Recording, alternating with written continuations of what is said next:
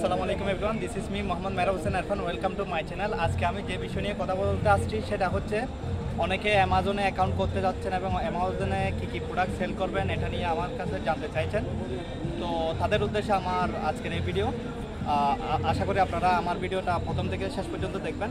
অ্যামাজনে যারা product sell করতে চান, কোনো branded product without brand permission আপনি প্রোডাক্ট সেল করতে পারবেন না। যারা গুচি বা অন্যান্য ব্র্যান্ডের ব্যাগ সেল করতে চাচ্ছেন অ্যামাজনে, তারা ব্র্যান্ডের অ্যাপ্রুভাল ছাড়া কপি কোনো আইটেম অ্যামাজনে সেল করা যাবে না, আপনি ক্লাইম খাবেন। তো তাদের উদ্দেশ্যে আজকে আমার ভিডিও।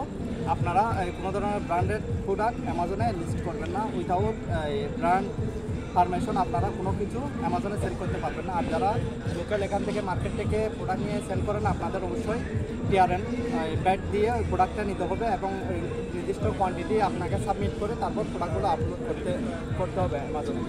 ধন্যবাদ সবাইকে।